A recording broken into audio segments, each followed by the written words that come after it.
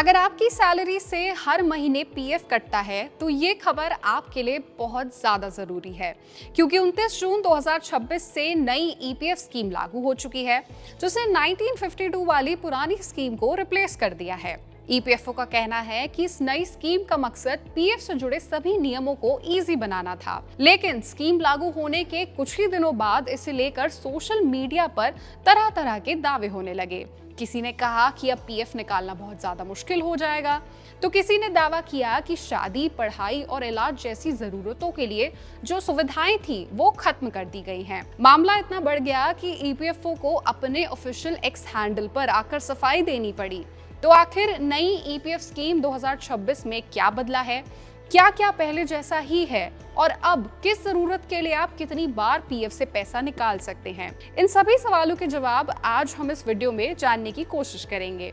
नमस्कार, मैं हूं सलोनी त्यागी और आप देख रहे हैं जी बिजनेस। दरअसल पुरानी ईपीएफ स्कीम में अलग अलग जरूरतों के लिए करीब 13 अलग विड्रॉल रूल्स थे, जैसे कि बीमारी के लिए अलग नियम, शादी के लिए अलग, पढ़ाई के लिए अलग और घर खरीदने के लिए अलग नियम। हर कैटेगरी की एलिजिबिलिटी भी अलग थी और सर्विस रिक्वायरमेंट भी पूरी तरह अलग थी। लेकिन नई ईपीएफ स्कीम 2026 में इन्हीं नियमों को आसान बनाने की जो है वो कोशिश की गई है।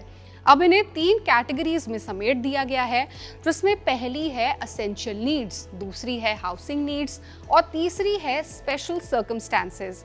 और यहीं से लोगों को लगा कि शायद पुराने नियम खत्म कर दिए गए हैं, जबकि असलियत ये है कि सुविधाएं खत्म नहीं हुई हैं, बल्कि उन्हें नए तरीके से जो है व्यवस्थित किया गया है, ऑर्गेनाइज किया गया है। तो चलिए अब एक एक करके समझते हैं कि आपकी किस जरूरत के लिए क्या नियम है। सबसे पहले बात करते हैं मेडिकल इमरजेंसी की। अगर आपके परिवार में अचानक किसी का इलाज करवाना पड़ जाए, कोई बड़ा ऑपरेशन हो या फिर अस्पताल का भारी खर्च आ जाए, तो ऐसे समय में पीएफ आपके लिए सबसे बड़े फाइनेंशियल बैकअप की तरह काम करता है। नई स्कीम के तहत अगर आपकी मेंबरशिप कम से कम 12 महीने की है तो इलाज के लिए पीएफ से विड्रॉल किया जा सकता है। यहाँ सबसे जरूरी बात यह है कि मेडिकल कैटेगरी में क्लेम करने की कोई तय लिमिट नहीं रखी गई है, यानी अगर जरूरत पड़ती है और आप बाकी एलिजिबिलिटी कंडीशंस पूरी करते हैं तो इलाज के लिए एक से ज्यादा बार भी विड्रॉल किया जा सकता है, क्योंकि बीमारी कब और कितनी बार आएगी ये तो कोई नहीं तय कर सकता। अब बात करते हैं एजुकेशन की, शिक्षा की।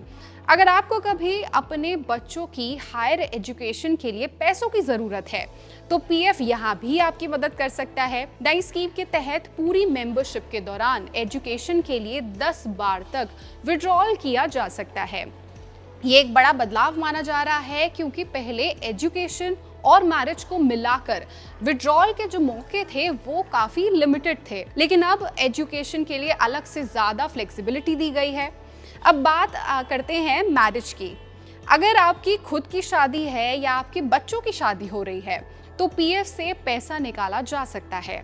नई स्कीम के मुताबिक मैरिज के लिए पूरी मेंबरशिप में मैक्सिमम 5 बार विड्रॉल किया जा सकता है, यानी इस जरूरत के लिए भी आप पहले के मुकाबले कहीं ज्यादा साफ नियम तय कर दिए गए हैं। तो चलिए अब बात करते हैं हाउसिंग नीड्स की। घर खरीदना, प्लॉट लेना, मकान बनाना, होम लोन चुकाना या फिर घर की मरम्मत करवाना, इन सभी जरूरतों को अब हाउसिंग नीड्स कैटेगरी में रखा गया है। इस कैटेगरी के तहत पूरी मेंबरशिप के दौरान आप 5 बार तक पीएफ से विड्रॉल कर सकते हैं। हालांकि हाउसिंग विड्रॉल के लिए प्रॉपर्टी से जुड़ी कुछ अलग एलिजिबिलिटी कंडीशंस भी हैं जो इसमें लागू होंगी। अब बात करते हैं तीसरी कैटेगरी यानी कि स्पेशल सर्कमस्टेंसेस की। नई पीएफ स्कीम में कुछ खास परिस्थितियों के लिए, कुछ खास सर्कमस्टेंसेस के लिए भी पीएफ से एडवांस विड्रॉल की सुविधा जो है वो आपको दी गई है। हालांकि ये सुविधा सिर्फ उन कंडीशंस में मिलेगी जिन्हें सेंट्रल बोर्ड ऑफ ट्रस्टीज यानी कि सीबीटी समय समय पर आपको नोटिफाई करेगा। अच्छी बात यह है कि ऐसे स्पेशल सर्कमस्टेंसेस में जो मेंबर्स हैं वो एक फाइनेंशियल ईयर के दौरान मैक्सिमम 2 बार तक पीएफ से अपना विड्रॉल कर सकते हैं। नई स्कीम में कई तरह के पार्शियल विड्रॉल्स के लिए भी अब 12 महीने की मेंबरशिप ही काफी मानी गई है, यानी पहले की तुलना में आपके लिए सर्विस रिक्वायरमेंट को काफी आसान बना दिया गया है। लेकिन इसके साथ एक और जरूरी शर्त भी जोड़ दी गई है। हर विड्रॉल के बाद आपके पीएफ अकाउंट में, आपका जो पीएफ खाता है उसमें कम से कम 25% बैलेंस जो है वो बचा होना चाहिए।